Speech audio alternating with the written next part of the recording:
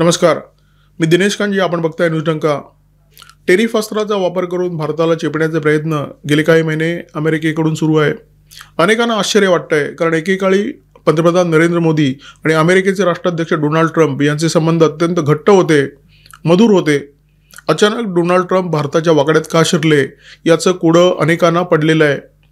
अनेक जण आपापल्या परीने या प्रश्नाचं उत्तर शोधतायत. त्याचं एक कारण तर अत्यंत ठोस आहे. भारताने अशा एका प्रांतामध्ये मजबूतीने पाय रोवलेला आहे, जो प्रांत अमेरिकेचा एकाधिकार मानला जात होता, म्हणजे मोनोपोली मानला जात होता. अनेक भारतीय कंपन्या संरक्षण सामुग्रीच्या निर्मितीमध्ये अमेरिकी कंपन्यांना टक्कर देताना दिसत आहेत. अमेरिकेमध्ये ज्या वस्तूची निर्मिती होते ती वस्तू भारतामध्ये अक्षरशः 10% खर्चामध्ये निर्माण केली जाते आहे, आणि हीच अमेरिकेची डोकेदुखी बनलेली आहे. जगातलं जे राजकारण आहे, जगातल्या ज्या भूराजकीय घडामोडी आहेत त्या वेगळ्या प्रकारच्या असतात. एखाद्या देशाला दुसऱ्या देशाला जर तुडवायचं असेल तर त्याला काहीतरी नैतिकतेचं आवरण दिलं जातं आणि नंतर तुडवलं जातं. भारताला छळताना अमेरिकेने तसंच एक निमित्त निर्माण केलेलं आहे. भारत रशियाकडून तेल खरेदी करतो. भारत जी तेल खरेदी करतो त्याच्यामुळे रशिया युक्रेन युद्धामध्ये रशियाला फंडिंग होतं. अशा प्रकारचं कारण अमेरिकेने निर्माण केलेलं आहे, आणि हे कारण किती तकलादू आहे ते भारताच्या नेत्यांनी वारंवार स्पष्ट केलेलं आहे. 2 दिवसापूर्वी आपले परराष्ट्र मंत्री डॉक्टर एस जयशंकर यांनी एका वृत्तवाहिनीला दिलेल्या मुलाखतीमध्ये काही मुद्दे उपस्थित केले. जयशंकर यांचा युक्तिवाद अत्यंत बिनतोड आहे. त्यांनी ही माहिती उघड केलेली आहे की रशियाकडून सर्वाधिक जास्त तेल विकत घेणारा देश म्हणजे चीन, रशियाकडून सर्वाधिक गॅस विकत घेणारे देश म्हणजे युरोपियन युनियनचे सदस्य असलेले देश. अमेरिका सुद्धा गेल्या काही महिन्यामध्ये रशियाबरोबर व्यापार वाढवताना दिसतोय. मग अशा परिस्थितीमध्ये भारताने जर रशियाकडून तेल विकत घेतलं स्वतःच्या राष्ट्रीय गरजा भागवण्यासाठी, तर त्यामध्ये चूक ते काय?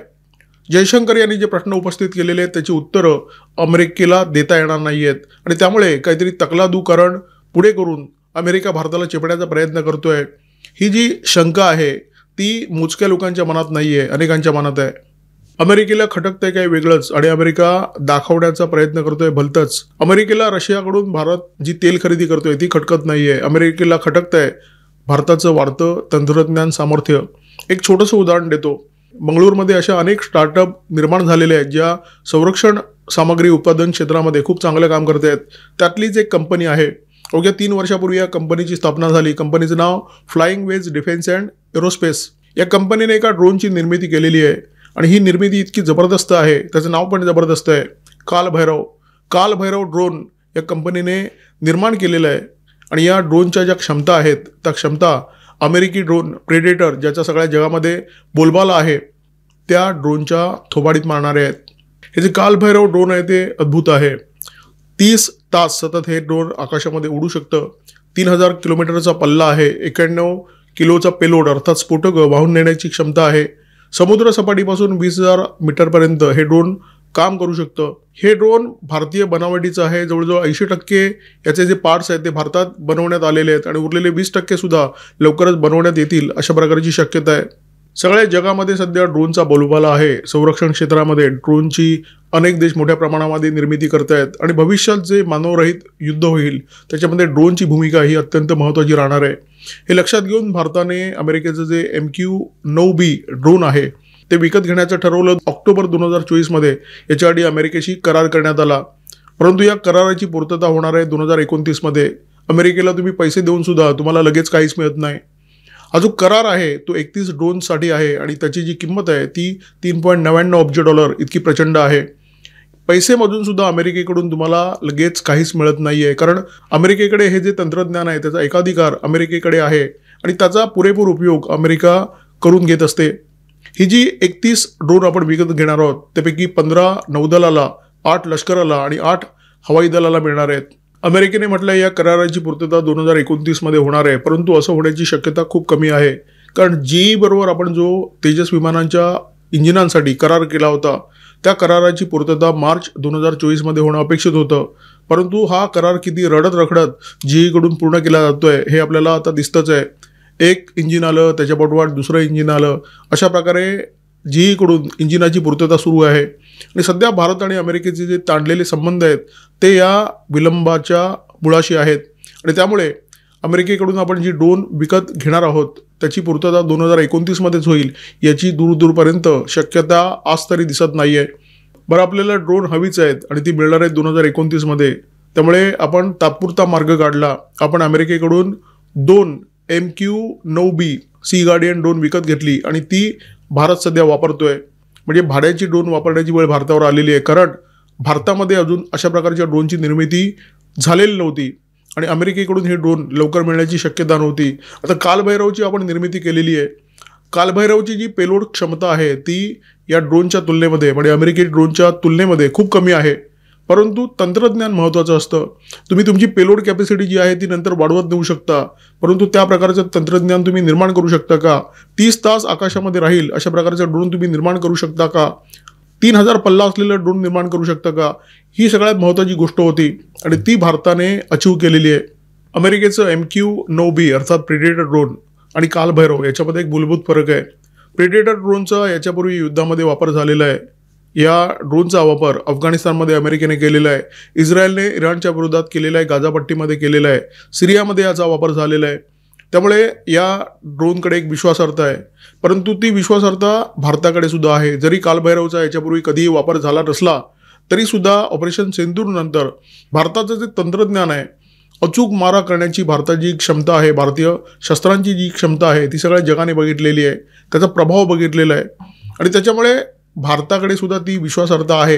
गेल्या आठवड्यात भारताने कालभैरवची यशस्वी चाचणी केली आणि ही चाचणी होते न होते इतक्यात दक्षिण पूर्व आशियातील एका महत्त्वाच्या देशाने या ड्रोनसाठी ऑर्डरसुद्धा नोंदवलेली आहे. $30 दशलक्ष ही ऑर्डर आहे. म्हणजे फार मोठी ऑर्डर नाही आहे, परंतु या ड्रोनवर असलेल्या जगाचा विश्वास या ऑर्डरच्या माध्यमातून व्यक्त होतो.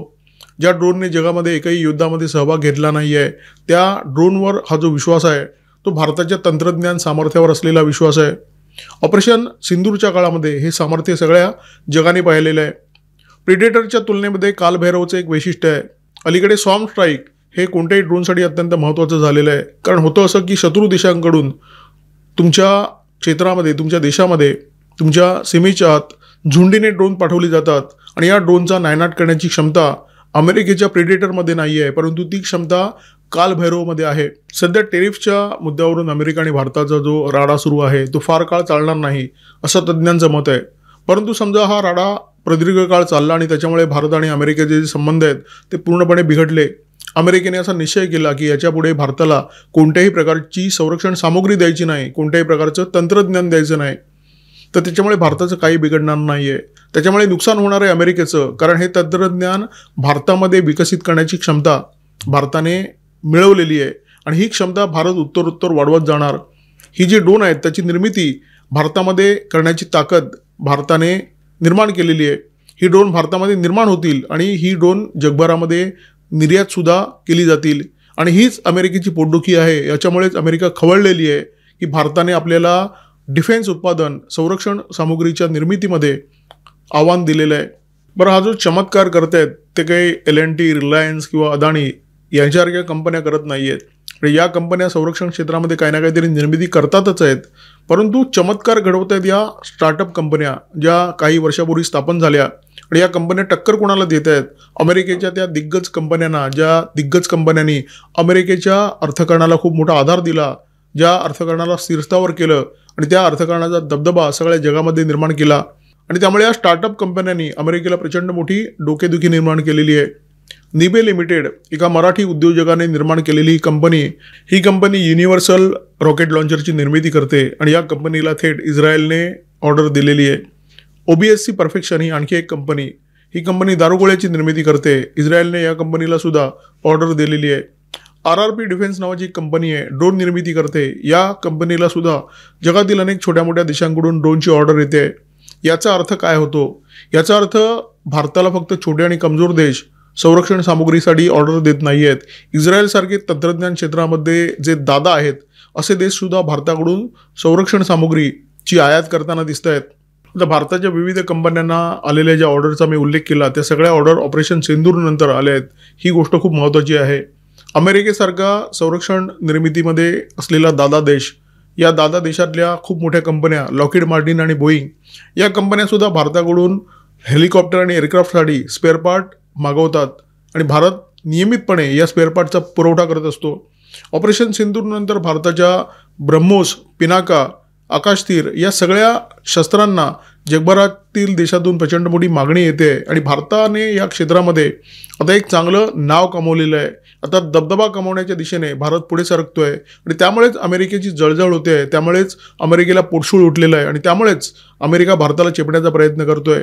अमेरिकेचं जे तंत्र आहे ते ढोल वाजवण्याचं तंत्र आहे. म्हणजे अमेरिकेने काही केलं तर त्याचे जगभरामध्ये ढोल बडवले जातात आणि अमेरिकेचा जो मीडिया आहे त्या मीडियाचा वापर अमेरिकी प्रशासन हे ढोल बडवण्यासाठी करत असतं.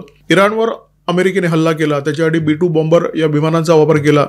इराणचा फर्डो हा जो अणुसंशोधन तळ आहे त्या तळाला लक्ष्य करण्यात आलं आणि B-2 बॉम्बरच्या माध्यमातून या तळावर GBU-57 हे बंकर बस्टर बॉम्ब टाकण्यात आले. या बॉम्बचा मारा करण्यात आला.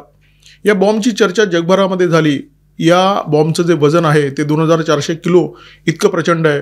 आपण गेल्या आठवड्यामध्ये अग्निपात क्षेपणास्त्राची चाचणी केली आणि ही चाचणी अत्यंत यशस्वी झाली.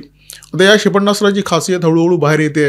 अग्निपातची पेलोड क्षमता आहे 7500 किलो, म्हणजे GBU-57च्या तोडीचे, GBU-57च्या वजना इतके 3 बॉम्ब वाहून नेण्याची क्षमता या क्षेपणास्त्रामध्ये आहे. आता संरक्षण निर्मितीच्या क्षेत्रामध्ये भारत ज्या हनुमान उड्या मारतोय त्या अमेरिकेला पचणं, त्या अमेरिकेला सहन होणं अजिबात शक्य नाही आहे. कारण अमेरिकेची अपेक्षा अशी होती की संरक्षण सामुग्रीच्या बाबत भारताने कायम आपल्यावर अवलंबून राहावं, भारताने कायम आपली मेहरबानी घ्यावी आणि आपल्या ताटाखालीचं मांजर म्हणून वावरत राहावं. परंतु तसं काही होताना दिसत नाही आहे. भारत या क्षेत्रामध्ये आत्मनिर्भर होतोय, स्वयंपूर्ण होतोय आणि हीच अमेरिकेची नेमकी जळजळ आहे.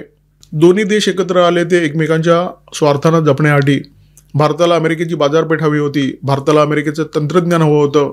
मग हे तंत्रज्ञान सेमीकंडक्टर क्षेत्रातलं असो किंवा संरक्षण निर्मितीच्या क्षेत्रातलं असो, अमेरिकेने सुद्धा ते भारताला देण्याचं गाजर दाखवलं होतं. कारण आशियामध्ये चीनचा मुकाबला करण्यासाठी भारतासारखा एक खमका देश अमेरिकेला हवा होता आणि त्या दृष्टीने हे दोन देश गेल्या काही वर्षामध्ये जवळ येताना दिसत होते. परंतु आता चित्र काय आहे? आता टेरिफच्या मुद्द्यावरून भारताला चेपण्याचं धोरण अमेरिकेने स्वीकारलेलं आहे. अमेरिकी बाजारपेठेमध्ये भारताला प्रवेश न देण्याचं अमेरिकेचं धोरण आहे. आणि तंत्रज्ञानाचं जर म्हणाल तर भारत फार काळ अमेरिकेवर तंत्रज्ञानासाठी अवलंबून राहील याची काही शक्यता नाही आहे. सेमीकंडक्टर क्षेत्रामध्ये अमेरिका जर चांगलं काम करत असेल तर तसं चांगलं काम करणारे अन्य देशसुद्धा आहेत. जपान आहे, दक्षिण कोरिया आहे, तैवान आहे. या देशांशी भारत हातमिळवणी करू शकतो. अनेक बाबतीत भारत स्वयंपूर्ण होतोय. हे तंत्रज्ञान जे आहे ते स्वतःच्या देशामध्ये निर्माण करण्याचा प्रयत्न करतोय. त्याच्यासाठी जगातील अन्य काही देशांची मदत घेतोय. त्याच्यामुळे ज्या बाबतीत भारताला अमेरिकेची गरज होती ती गरज आता भविष्यामध्ये उरेलच याची काही शक्यता दिसत नाही आहे. उलट चीनचा मुकाबला करण्यासाठी भारताला हाताशी धरणं हे अमेरिकेचं धोरण होतं. भारताचा त्याच्यासाठी वापर होऊ सुद्धा शकला असता. परंतु आता भारताला अमेरिकेने स्वतःचे रंग दाखवल्यामुळे भविष्यामध्ये हे शक्य होईल असं दूरदूरपर्यंत दिसत नाही आहे. उलट भारत आणि चीन आता एकत्र येताना दिसत आहेत, जवळ येताना दिसत आहेत. जगाच्या राजकारणामध्ये दोन देश जेव्हा एकत्र येतात तेव्हा त्याचं कारण असतं निव्वळ स्वार्थ. एकमेकांचे स्वार्थ जपले तर दोन्ही देशांचे संबंध चांगले होतात, दोन्ही देशांमध्ये एक मैत्रीपूर्ण वातावरण निर्माण होतं. परंतु आता अमेरिकेची अपेक्षा अशी आहे की भारताने आपले सगळे स्वार्थ जपावे, परंतु त्याच्या मोबदल्यात अमेरिका भारतासाठी काही करायला तयार नाही आहे. त्यामुळे भविष्यात या दोन्ही देशांचे संबंध राहतील याची शक्यता तुर्तास तरी दिसत नाही. तुर्तास तरी हे संबंध बिघडलेले आहेत आणि त्यामुळे पिसाळलेल्या डोनाल्ड ट्रम्प यांनी भारताला चेपायला सुरुवात केलेली आहे. परंतु भारत त्याला दाद देत नाही आहे. स्वातंत्र्यदिनी लाल किल्ल्यावरून पंतप्रधान नरेंद्र मोदी यांनी केलेलं भाषण असो किंवा डॉक्टर एस जयशंकर यांनी रशियातून अमेरिकेला दिलेल्या तांब्या असो, 2 दिवसापूर्वी त्यांची एक मीडियाने मुलाखत घेतली. त्या मुलाखतीमध्ये सुद्धा ते अत्यंत स्पष्टपणे बोलले, परखडपणे बोलले. त्यांनी अमेरिकेचे कान उपटले. तुम्हाला जर आमच्या तेलापासून काही समस्या असेल तर ते तेल विकत घेऊ नका असं स्पष्टच त्यांनी अमेरिकेला सांगितलं. म्हणजे आता परिस्थिती अशी आहे की भारत आणि भारताचे नेते थेट अमेरिकेचं नाव घेऊन अमेरिकेवर टीका करताना दिसत आहेत. आणि हा जो आत्मविश्वास आहे तो भारताच्या आत्मनिर्भरतेतून निर्माण झालेला आहे. अमेरिकेशिवाय सुद्धा आपण विकास करू शकतो, अमेरिकेच्या शिवाय सुद्धा आपण पुढे जाऊ शकतो, हा आत्मविश्वास भारतीय नेतृत्वामध्ये निर्माण झालेला आहे. हाच तो आत्मविश्वास आहे ज्याच्यामुळे अमेरिकी प्रशासन, स्वतः डोनाल्ड ट्रम्प प्रचंड चिडलेले आहेत, संतापलेले आहेत आणि ते खदखदताना दिसत आहेत. भारताला दडपण्यासाठी ते वाटेल ते प्रयत्न करताना दिसत आहेत आणि त्यांना हेही दिसतं आहे की या प्रयत्नातून काही निष्पन्न होत नाही आहे, भारतावर त्याचा काही परिणाम होत नाही आहे.